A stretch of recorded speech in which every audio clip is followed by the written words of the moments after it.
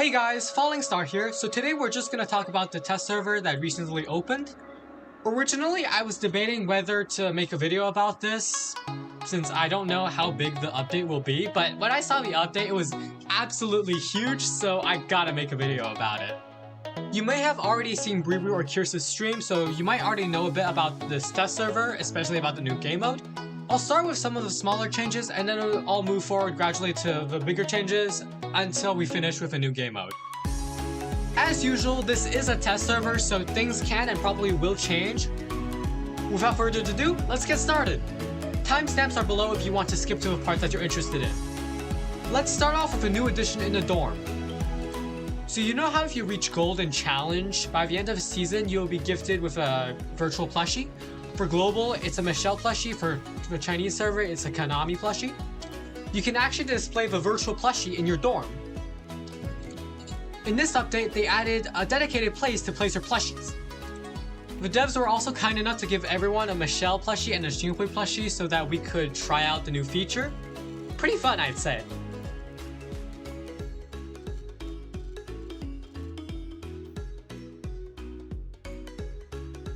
Another thing that got added was this honor system.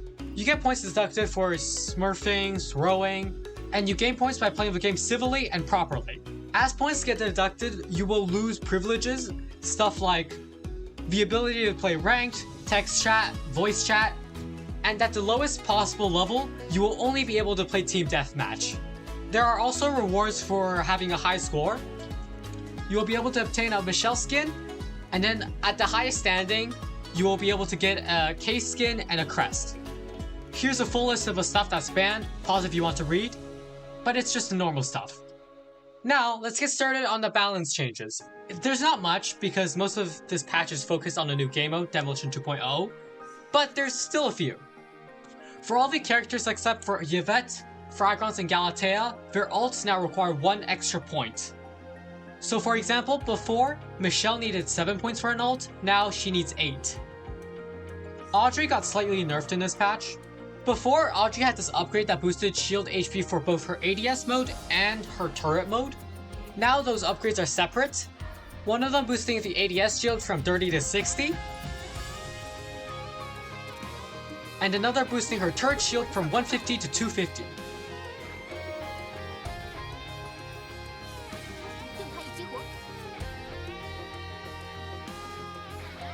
And lastly, for balance changes, Yugiri Corrosion now no longer has double effectiveness on enemies in paper mode.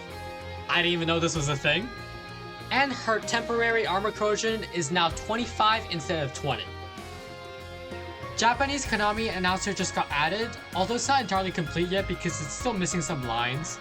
But it's nice to know that it's getting added.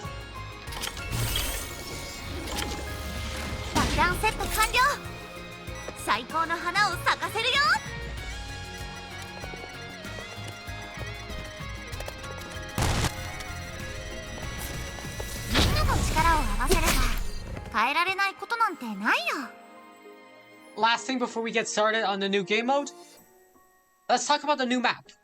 This map is called Alcanus or Orcanus. I don't really know how to translate it. This is the brand new map for Demolition. This is a map for the last clip. There's quite a few gimmicks on this map. I highly encourage you to discover them yourself. But one of the most interesting ones is this laser wall that slows you if you touch the laser. Here I'm just trying to go through the laser wall without touching the laser unsuccessfully. And here's one attempt that succeeded.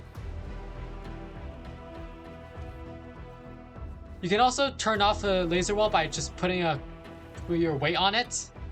It'll be temporarily disabled until you step off. And that wraps up most of the changes in this patch. Now let's talk about the new game mode, Demolition 2.0.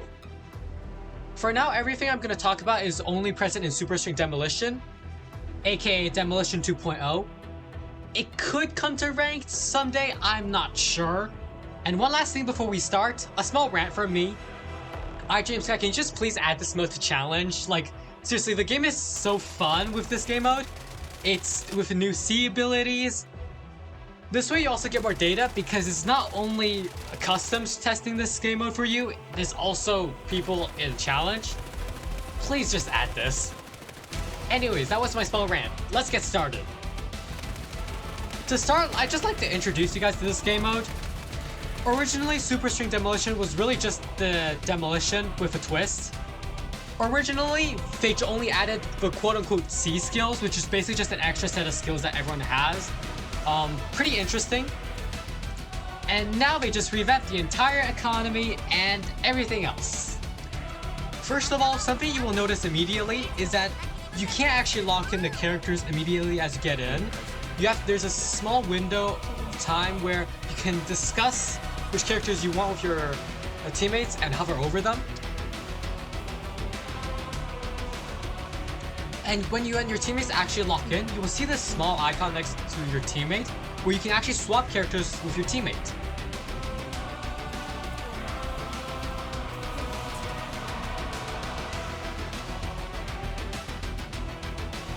Everyone's survivability upgrades have been massively changed.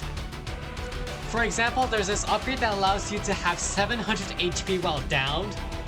Fuchsia Awakening 2 can probably be viable now. Semi-viable, maybe?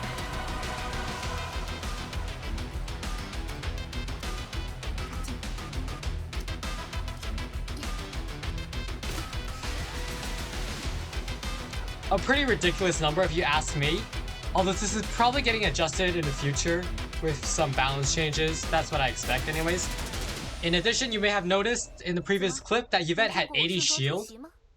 That is not a bug or anything, that's just how it works now. Now everyone has a base of 80 shield and can upgrade their shield and max HP through upgrades. You can also upgrade your passive shield and HP regen. So you have to choose between having more shields or more shield regeneration. By default, you get a shield regen of 4. You will still have to choose what to prioritize in. In each category, there's a certain amount of increments that you can buy. If you reach the maximum, you reach the maximum. You can't buy any more of that category. One new thing in this game mode is that you can upgrade absolutely everything. Your passive, active, ult, survivability, your gun, everything. Even the new set of skills that you may or may not have seen. Grenades are also now buyable, as in, you buy a grenade before a game, and if you use a grenade in the game, you'll have to buy it again if you want to use it next game.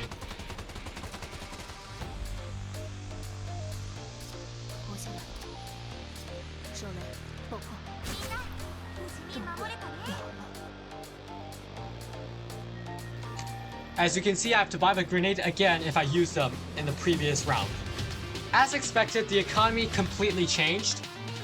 At the start of the game, you are given 120 points, which is enough for a grenade or a small upgrade. However, there are still some upgrades that you can't buy right away.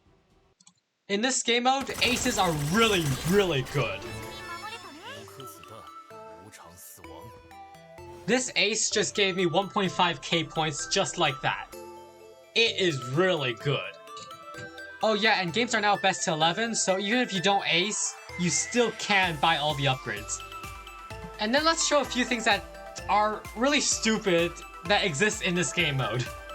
To start, a Leona block that has 800 HP. And with her Awakening 2, we can create something that is practically indestructible.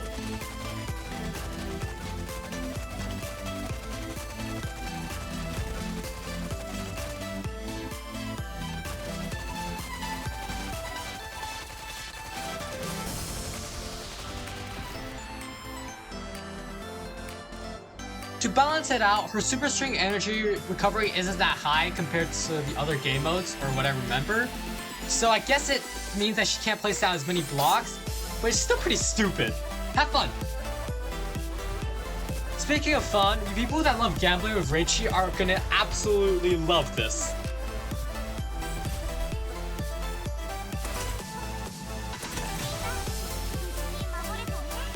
You can achieve this damage by maxing out the damage upgrade and headshot damage upgrades.